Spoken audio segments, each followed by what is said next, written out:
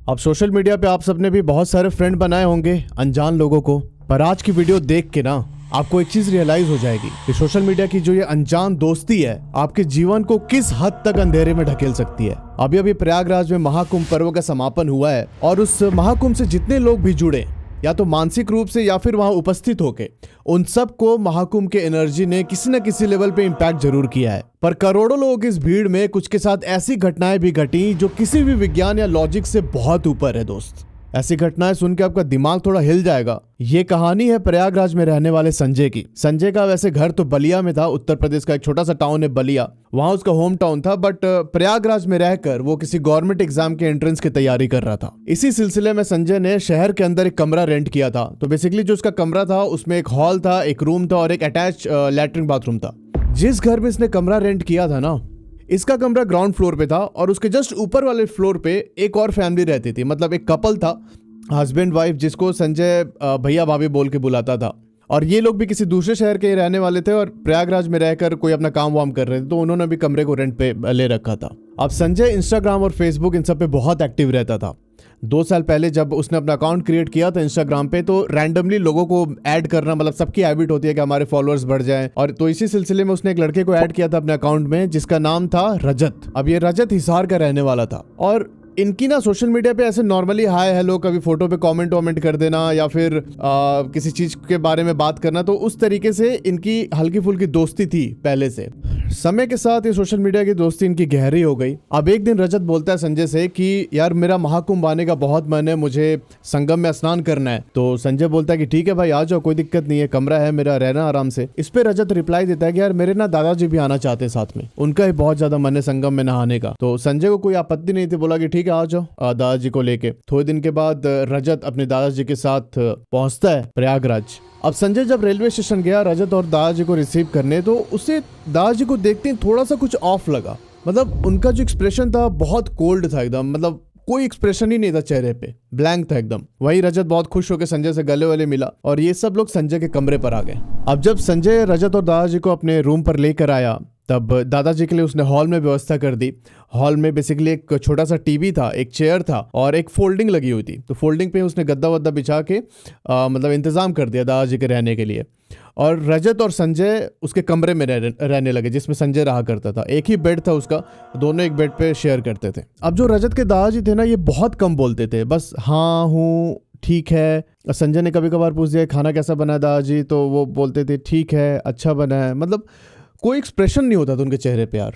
संजय ने एक मेड भी लगवा रखी थी जो कि आके झाड़ू पोछा करती थी और इनका खाना वाना बना के जाती थी। मेड भी दादाजी को देखती थी तो संजय से कभी कभी बोलती थी कि यार मतलब कुछ बोलते ही नहीं है।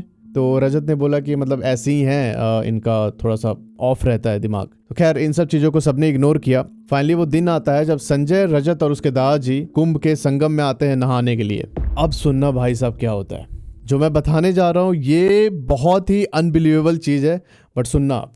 अब जहाँ पे सब लोग स्नान करते थे वहाँ तक आने के लिए आपको बहुत दूर तक पैदल चलना पड़ता है। ये लोग चल के फाइनली उस वाले एरिया में पहुँचते हैं जहाँ के सब लोग नहा रहे थे। कोई अपना ध्यान कर रहा था, जाप कर रहा था और इस जगह पर बहुत सारे नागा, साधु, अघोरी बाबा लोग आए हुए थे। अब देखो संजय इस साइड में चल रहा था, बीच में रजत था और साइड में उसके दादाजी थे। ठीक है, संजय बताता है कि जब ये कुंभ के अंदर चल रहा था उसी भीड़ में, तो दूर से ही इसे ना एक अघोरी दिखते हैं। मतलब उन्होंने अपना रुद्राक्ष वगैरह पूरा पहना हुआ था, बहुत सारा जटा वटा थी, 100 मीटर का लगभग डिस्टेंस होगा। और वो अघोरी ना संजय की तरफ एकदम ऐसे देखे जा रहे हैं। संजय ने उनको पास किया, पास करते हुए भी अघोरी एकदम संजय की तरफ भी देख रहे हैं उसकी आंखों में। अब संजय पीछे मुड़ के देखता है अघोरी को, तो अघोरी बाबा ने उसको बुलाते इधर आओ। मतलब रजत और दादाजी आगे चल रहे हैं, संजय भी उनके साथ है, बट उसने पीछे देख रहा है संजय। तो संजय को बोलते कि इधर आओ। संजय को बहुत वियर्ड लगा यार, ये अनजान मतलब ऐसे बाबा क्यों मुझे बुला रहे हैं। वो थोड़ा सा डरा क्योंकि वो ना बहुत यूज्ड टू नहीं था इन सब चीजों के। वो उनका रूप भी देख के थोड़ा सा डर रहा था। इसने इग्नोर किया बाबा जी को और ये आगे बढ़ने लगा। आगे बढ़ते हुए से फिर से वो दिखते हैं 100 मीटर के डिस्टेंस पे और अब सामने से बोल रहे हैं कि इधर आओ मेरे पास। संजय को यहाँ पे थोड़ा डर लगा भाई। इसने रजत को बोला कि यार वो देखना वो बाबा बुला रहे हैं मेरे को। रजत देखता है भीड़ में, बोला कौन बाबा, मुझे तो नहीं दिख रहे कोई बाबा यहाँ पे। तब संजय के अंदर ना थोड़ा सा कंपन हुआ, उसको लगा कि यार मतलब मेरे साथ ऐसा क्यों हो रहा है, रजत को क्यों नहीं दिख रहे वो। ये फिर से उनको क्रॉस करता है अघोरी बाबा को और फिर से पीछे मुड़ के देखता है तो बोलते हैं कि आ जा ऐसे ऐसे मतलब जोर से हाथ से ऐसे कर रहे थे। संजय बोलता है रजत को कि दादाजी को थोड़ा सा साइड में लेके रहो, मैं ना 2 मिनट में आ रहा हूँ। भाई ये भाग के जाता है उस अघोरी बाबा के पास, और वो अघोरी बाबा पता है किसको क्या बोलते हैं कि बेटा सतर्क रहना, तुझे एक रुद्राक्ष देना चाहता हूँ। जैसे ही उसने बात सुनी कि मैं तुझे एक रुद्राक्ष देना चाहता हूँ, इससे लगा कि ये कोई ठग है, समझ रहे हो कि अगर ये अभी मुझे रुद्राक्ष देंगे और इसके बदले मेरे से पैसे मांगेंगे। तो भाई ये तुरंत उनको इग्नोर करके बोलता है नहीं नहीं मेरे को कुछ नहीं चाहिए, भाग के फिर से वापस आता है रजत और दादाजी के पास। अब देखो फाइनली टाइम आता है इनके संगम में डुबकी लगाने का। ये तीनों उतरते हैं घाट के अंदर, और पता है उस समय क्या हुआ। पहले रजत ने डुबकी लगाई, फिर उसके दादाजी ने डुबकी लगाई, और दादाजी ने संजय का हाथ ऐसे पकड़ा यहाँ पे और बोला कि बेटा अब तुम्हारी बारी है डुबकी लगाने की। और पहली बार उन्होंने कोई इतना लंबा लाइन बोला था जब से वो आए हैं संजय के घर पे। अब जैसे उन्होंने हाथ पकड़ा ना संजय का, इससे बहुत जोर से पेन हुआ। उसे लगा कि बहुत मतलब इसकी हड्डी एकदम वो हो जाएगी, समझ रहे हो, बहुत जोर से दबाया था हाथ उसका दादाजी ने। भाई संजय नाक बंद करके जैसे ही डुबकी लगाता है पानी के अंदर जाता है सिर्फ 2-3 सेकंड के लिए, और जो वहां देखा उसने उसकी हालत खराब हो गई। ये देखता है कि जो दादाजी आए थे रजत के साथ, भाई उनका बहुत बड़ा सा मुंह, एकदम स्वलन फुला हुआ मुंह उसे पानी के अंदर दिखाई देता है, और वो एकदम कोल्ड वैसे ही होके संजय की तरफ देख रहे हैं ऐसे।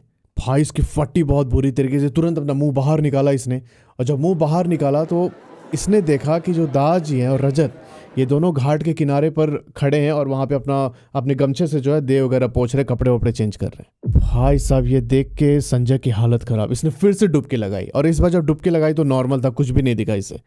संजय को लगा कि मे बी इसको थोड़ा सा कुछ हेलुसिनेशन या फिर वैसा कुछ हो रहा है इतनी भीड़ भाड़ देख के।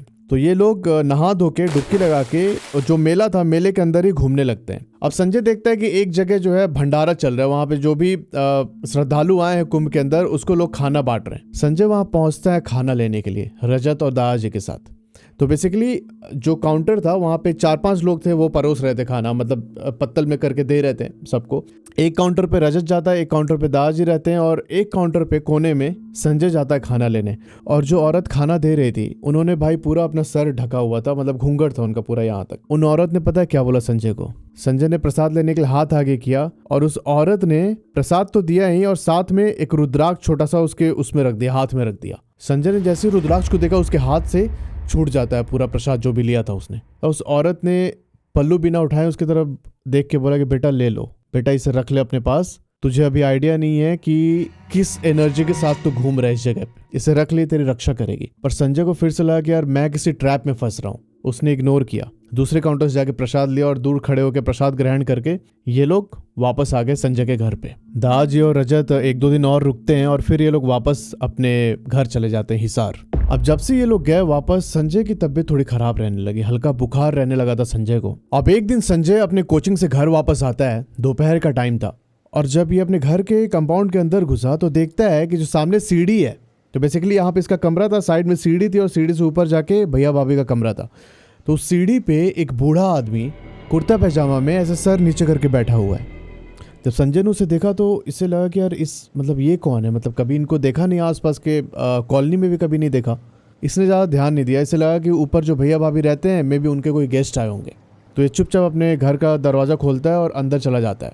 जब ये किचन में पहुंचता है खाना खाने के लिए, क्योंकि इसकी मेड जो है सुबह सुबह खाना बना के चली जाती थी और दोपहर में आके ये खाता था, तो जब ये खाना खाने के लिए किचन में पहुंचा तो अचानक इसे याद आया कि यार भैया भाभी तो ऊपर है ही नहीं, फिर उनका गेस्ट कैसे आ गया। ये खाना छोड़ के भाई दौड़ के बाहर जाता है, और जब बाहर जाता है तो देखता है कि कोई है ही नहीं आसपास, कोई बूढ़ा आदमी नहीं है। ये तुरंत ऊपर जाके देखता है भैया भाभी के कमरे में कि कहीं ये ऊपर तो नहीं चले गए जो बूढ़े आदमी थे। देखता है कि भैया भाभी का कमरा तो आगे से बंद है, ताला लगा है उसमें। भाई साहब इसकी बॉडी में थोड़ी सी शिवर हुई उस समय। अब ना ये सारी चीज़ों को कनेक्ट करने लगा था कि ये बूढ़ा आदमी, फिर वो जो बाबा मुझे रुद्राक्ष दे रहे थे, फिर वो दादी मुझे प्रसाद के साथ जो रुद्राक्ष दे रही थी। तो इसको ना थोड़ा सा ये सोचते सोचते थोड़ा सा इसको वियर्ड फील होता है, और ये सोचते सोचते चुपचाप अपने कमरे में चला जाता है। खाना खाता है, खाना खा के अपने दोस्त को इसने कॉल किया, जो कोचिंग वाला फ्रेंड था इसका, कॉल करके बोला कि यार ऐसा ऐसा एक्सपीरियंस किया मैंने। इसने रजत के बारे में बताया कि उसके दादाजी आए थे, हमने इस तरीके से नहाया और वहां मुझे ऐसा एक्सपीरियंस हुआ। तो उसका फ्रेंड बोलता है कि यार देख महाकुंभ है, यहाँ पे बहुत तरह की शक्तियां आती हैं, तो तू ज्यादा इसको लोड मत ले, ठीक है,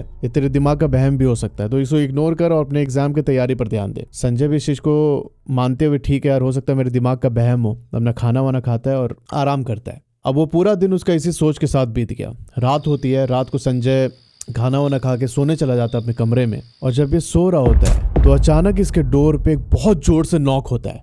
ऐसा लगता है कोई इसका दरवाजा धप धप धप ऐसे करके बजा रहा है। संजय अपना फ़ोन उठाता है, देखा कि फ़ोन में 11:30 बज रहे हैं। उसने सोचा कि यार इस समय कौन है, आज तक कभी भी इस टाइम पे किसी ने मेरा डोर नॉक नहीं किया। भाई संजय कांपते हुए जाता है दरवाजे के पास, जाके दरवाजा खोलता है। जैसे उसने दरवाजा खोला एक बहुत ठंडी हवा का झोंका इसके मुंह पे लगता है। ठीक है, उसने फेस पे एकदम ठंडापन महसूस किया और फिर जब बाहर देखा जाके तो कोई भी नहीं था यार। इसे थोड़ा डर लगा कि यार ये क्या हो रहा है मेरे साथ, मतलब एकदम रुआंसा सा हो गया उस समय संजय। ये अपने मेन गेट का दरवाजा जो है बंद करता है और बंद करके जैसे ही पीछे मुड़ा अपने कमरे में वापस जाने के लिए, भाई साहब इसके पैर कांपने लगे जो इसने देखा। हॉल की जो लाइट थी वो तो वैसी डिम लाइट जला रखी थी संजय ने, ठीक है, जो नाइट बल्ब होता है। उस नाइट बल्ब के उजाले में जो जो हॉल के अंदर टीवी रखा हुआ था वो टीवी चालू हो जाता है अपने आप। और जो चेयर उसने रखा था, चेयर पे दादाजी बैठ के टीवी देखते थे, वो चेयर खिसक के फोल्डिंग के सामने आके लग जाता है ऐसे ही, और टीवी चालू है। और इसे ना एक बहुत हेवी ब्रीदिंग की आवाज़ सुनाई देती है कि कोई बहुत जोर जोर से सांस ले रहा है। भाई संजय वहाँ रोने लगा, एकदम रुआंसा सा हो गया, आँख से आंसू निकलने डर के मारे। इसे अपने कमरे में सोने जाना था वापस, अब क्यों ही सोने जाए। इसके भाई पैर वैर कांपने लगे। इसने सोचा कि मैं नहीं जाऊँगा भाई अपने कमरे में, मैं नहीं जा सकता। इसने दरवाज़ा खोला अपना मेन गेट। थोड़ी देर तक तो उसी दृश्य को देखते रहा कि टीवी चल रहा है और वो चेयर पे, मतलब उसे एहसास हो गया था कि कोई तो बैठा है और मतलब बहुत लंबी लंबी सांसें ले रहा है। इन सब से डर के संजय अपने कमरे से बाहर, अपने रूम से बाहर निकलता है, रूम लॉक करता है आगे से और चुपचाप जाके उसी सीढ़ी पे बैठ जाता है जहाँ पर उसने वो बूढ़े आदमी को देखा था। वहाँ बैठ के ये अपने कोचिंग वाले फ्रेंड को कॉल करता है कि यार देखना ऐसा ऐसा एक्सपीरियंस हो रहा है मेरे साथ रात को। अभी मैंने मतलब टीवी वीवी वाला पूरा सीन बताया उसने। तब इसका कोचिंग वाला फ्रेंड जो है थोड़ा सा सिंपैथेटिक होता है इसके लिए कि ठीक है, एक काम कर, तू मेरे घर पे आ जा, आज मेरे ही घर पे रुका के। संजय वैसे ही करता है, ये चुपचाप अपने कोचिंग वाले फ्रेंड के घर पे चला जाता है। रात वहीं गुजारी उसने। पूरी रात तो ये सो नहीं पाया, उसी चक्कर में पड़ा रहा कि यार कौन था ये, क्या हो रहा है मेरे साथ। फिर ये अपने कोचिंग वाले फ्रेंड को बोलता है कि यार हम कुंभ वाले एरिया में दोबारा चलते हैं, मतलब जहाँ पे मुझे वो बाबा दिखे थे और जो वो दादी मुझे घूंघट में मिली थी, मैं वहाँ जाना चाहता हूँ, दोबारा उनसे मिलना चाहता हूँ। मतलब वो लोग शायद बता सकते हैं कि क्या हो रहा है मेरी लाइफ में अभी, या ये सब क्यों एक्सपीरियंस कर रहा हूँ। तो इसका दोस्त इसके लिए मान जाता है कि ठीक है चल। अगले दिन ये लोग फिर से कुंभ के अंदर जाते हैं और इतने करोड़ों लोगों के बीच कहाँ वो बाबा मिलने वाले थे। ये लोग बहुत ढूंढते इधर उधर, बट वो बाबा कोई अता पता नहीं था। और बेसिकली संजय जो था उनका फेस भी बहुत अच्छे से याद नहीं था उसको कि चीज़ किसी को एक्सप्लेन करे कि बाबा ऐसे दिखते थे, क्योंकि वहाँ पे सब लोगों ने, जितने बाबा थे लगभग सब ने वहाँ पे जटा बांध रखा था, भस्म लगा रखा है और रुद्राक्ष पहन रखा है, तो संजय को बाबा तो नहीं मिलते हैं। अभी जैसे तैसे ढूंढते हुए उस कैंप वाले एरिया में पहुँचते हैं जहाँ पर किसको प्रसाद मिला था, खाना मिला था। और वहाँ पर भी जाके वाला सबसे पूछता है कि एक दादी थी यहाँ से 4-5 दिन पहले, वो यहाँ पे खाना वितरण कर रही थी। उन्होंने बोला कि यार देखो हर दिन यहाँ पे वॉलंटियर्स चेंज हो जाते हैं, हर दिन जो है अलग लोग आके अपनी सेवा देते हैं। तो वो दादी तो अभी फिर दोबारा नहीं आई यहाँ पे, अब वो मिलेंगी या नहीं मिलेंगी इसकी भी कोई गारंटी नहीं है। संजय अपना बिल्कुल उदास सा चेहरा लेके वापस अपने कमरे पे आता है। इसका दोस्त अपने रूम पे चला जाता है वापस। अब उस रात संजय को कुछ ज़्यादा फील नहीं हुआ, इसकी तबीयत ख़राब थी, एनर्जी बिल्कुल लो लग रही थी, चुपचाप जाके रात को सो जाता है। और जब सुबह उठता है तो सुबह इसकी मेड आती है खाना बनाने के लिए। ये मेड जैसे ही किचन के अंदर जाती है ये ना जोर से चिल्लाती है एकदम। संजय हड़बड़ा के उठा। मेड एक पॉलीथीन लेके संजय के पास आती है और पता उस पॉलीथीन में क्या था, वो संजय को दिखाते हुए बोला कि भैया इसमें ना बहुत सारे बाल हैं किसी बूढ़े आदमी के। भाई संजय जब वो बाल देखता है, बाल देखने के बाद वो एकदम स्टिफ हो जाता है, ऐसे घूर के मेड की तरफ देखने लगता है। और उस मेड को उसने बहुत जोर से एकदम चिल्लाते हुए बोला कि चुपचाप से जाके सब अलमीरा के अंदर रख दे, जहां से उसे उठा के लेके आई है तू। मेड भी डर गई, भाई ये ऐसे क्यों बात कर रहा है संजय। मतलब मेड को एहसास हो गया कि यार मतलब ये संजय तो ऐसे नहीं बोल सकता, उसने कभी नजर उठा के ऐसे देख के मेरी तरफ बात नहीं की, तो ऐसे जोर से बोलना तो बहुत दूर की बात है।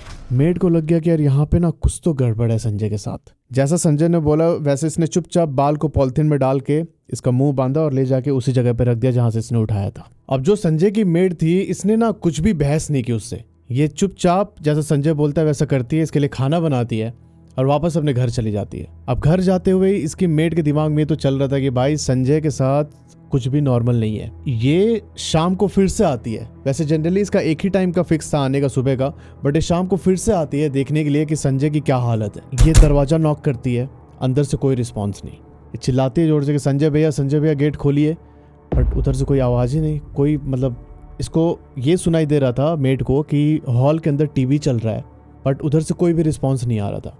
अब ना ये घबराई बहुत बुरी तरीके से, इसको लगा कि यार संजय को कुछ हो ना गया हो। तो जो आसपास के कॉलोनी के और भी लोग थे उनको जाके ये बुलाती है, मतलब जिनके घर पे और काम करती थी उनमें से एक दो भैया को बुला के लेके आती है कि देखिए ऐसा ऐसा हो रहा है यहाँ पे। और जब वो लोग आते हैं, उन लोगों ने बहुत देर तक दरवाज़ा नॉक किया बट अंदर से कोई रिस्पॉन्स नहीं।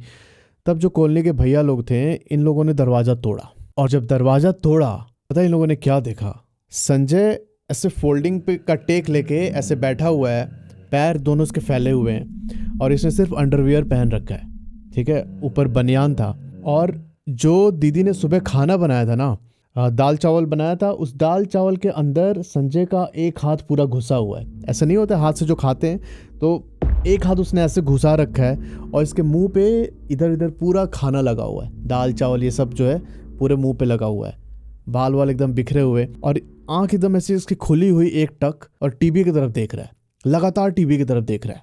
जो मेड थी ये हालत देख के संजय की, उसने जोर से चिल्लाया, संजय भैया क्या हुआ आपको? बट कोई रिस्पॉन्स नहीं भाई, संजय एकदम साइलेंट। जो मेड के साथ दो भैया आए थे जिन्होंने दरवाजा तोड़ा था, फिर उन्होंने जोर से बोला संजय को, तो संजय ना बहुत एक वियर्ड तरीके से एकदम गुस्से में इनकी तरफ मुंडी उधर करके देखता है, और देख के फिर वैसे ही सांस लेने लगता है, बहुत एकदम तेज तेज, और सांस लेने के बाद फिर वापस टीवी की तरफ आंख कर लेता है। भाई साहब ये सब सीन देख के इन तीनों की हालत खराब। इन तीनों ने दरवाजा बंद किया फिर से, और बंद करके फिर उन लोगों ने पुलिस को बुलाया। देखिए ऐसा ऐसा हो रहा है। पुलिस ने अपना जो भी है कार्रवाई बेसिक किया, और फिर इसको ले जाके संजय को 4-5 लोगों पकड़ के इसको हॉस्पिटल ले गए डॉक्टर के पास। डॉक्टर ने अपना थोड़ा बहुत इलाज किया, और इस बीच जो मेड थी उन्होंने कॉल कर दिया था संजय के पेरेंट्स को, क्योंकि जब इसके पेरेंट्स संजय को छोड़ने आए थे इलाहाबाद, तो उन्होंने ही इन मेड को फिक्स कर रखा था कि अब आगे खाना बना के और झाड़ू पोछा करके चले जाइएगा। अगले दिन उसके पेरेंट्स भी बलिया से पहुंच जाते हैं इलाहाबाद, और फिर संजय अभी तक हॉस्पिटल में ही एडमिट था। 2-3 दिन हॉस्पिटल के अंदर रहता है, इसको सलाइन वगैरह पानी वानी चढ़ता है, हल्का सा नॉर्मल होता है संजय, बट फिजिकली तो थोड़ा नॉर्मल हो गया था, बट मेंटली संजय वैसे ही लॉस्ट था एकदम। ना कुछ खाना पीना, ना मम्मी पापा से नॉर्मली बात करना, बस हाँ इतना ही रिप्लाई करता था। इनके मम्मी पापा देखो गांव देहात के लोग, इनको समझ में आ गया था कि भाई संजय पर किसी ऊपरी शक्ति का कब्जा है, ये मतलब नॉर्मल नहीं है संजय के लिए। संजय को लेके ये लोग जाते हैं झाड़ फूक करवाने के लिए, और जब झाड़ फूक करवाने ले गए तो पता है क्या पता चला कि संजय पर किसी एक बूढ़ी आत्मा ने, जिसकी कुछ दिन पहले ही डेथ हुई है, उसने कब्जा कर रखा है, और वो आत्मा तड़प रही है एक दूसरे शरीर में आने के लिए। और जब उस झाड़ फूक करने वाले ने डिटेल बताया कि किसकी आत्मा है क्या है, तब इन सब के होश उड़ गया भाई। वो बताता है कि संजय का जो दोस्त, जो रजत अपने दादाजी को लेके आया था, उस दादाजी के भाई की 1-1.5 महीने पहले डेथ हो चुकी थी, और उनके भाई और रजत के दादाजी बहुत क्लोज थे, मतलब बहुत अच्छी बॉन्डिंग थी इन दोनों में। तो जो उनके भाई की आत्मा है, रजत के दादाजी के जो भाई की आत्मा है, ये इनके साथ ही रहती है, इनके रजत के दादाजी के साथ। और उसने कुछ देख के बताया कि रजत के दादाजी का कोई सामान आपके घर पे पड़ा हुआ है, और जो वो सामान है वो उसके दादाजी का नहीं है बल्कि उनके भाई की है, भाई का सामान है जिनकी डेथ हो चुकी है अभी। अब उस सामान को बाहर कीजिए, उसको नष्ट कीजिए, तभी संजय को जो है छुटकारा मिलेगा इन सब चीज़ों से। भाई ये लोग जाते हैं संजय के कमरे में, दोबारा पूरा खोजबीन होता है सब कुछ, और ये देखते हैं कि जो फोल्डिंग है जिस पे दादाजी सोया करते थे, उस फोल्डिंग के नीचे उनका चप्पल पड़ा हुआ है।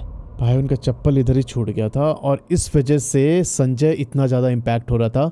जो दादाजी के भाई की स्पिरिट थी संजय के ऊपर इस कदर हावी हो रही थी। भाई साहब इन्होंने निकाला चप्पल वप्पल, और जो भी क्रिया वगैरह होता है वो सब करके उस चप्पल को नष्ट किया, और उसके 3-4 दिन के बाद संजय जाके नॉर्मल होता है। इसने उसके बाद कान पकड़ लिया कि भाई किसी भी अनजान आदमी को ऐसे सोशल मीडिया से इनसे मिला हूँ, कभी ऐसे ट्रीट नहीं करेगा, इन पर्सन मीट करके ये सब काम नहीं करेगा। उसके लिए एक बहुत ही कड़वा लेसन है। मैं ये नहीं बोल रहा हूँ कि जिससे भी आप मिलोगे सोशल मीडिया के थ्रू वो लोग ख़राब होते हैं, बट आप कभी नहीं जानते कि वो किस तरीके की एनर्जी कैरी कर रहे हैं अपने साथ, तो थोड़ा सा सावधान रहने की ज़रूरत है। अगर आपके साथ भी ऐसा कोई इंसिडेंस हुआ है तो आप लोग मुझे नीचे जो ईमेल आईडी आ रहा है rovingllama@redfiles@gmail.com, इस पे भेजिए, और मैं आपकी कहानी इस चैनल के माध्यम से पूरी दुनिया को सुनाऊंगा। जल्द मिलते हैं अगले वीडियो में एक नई कहानी के साथ। तब तक के लिए अपना ध्यान रखो। हर हर महादेव।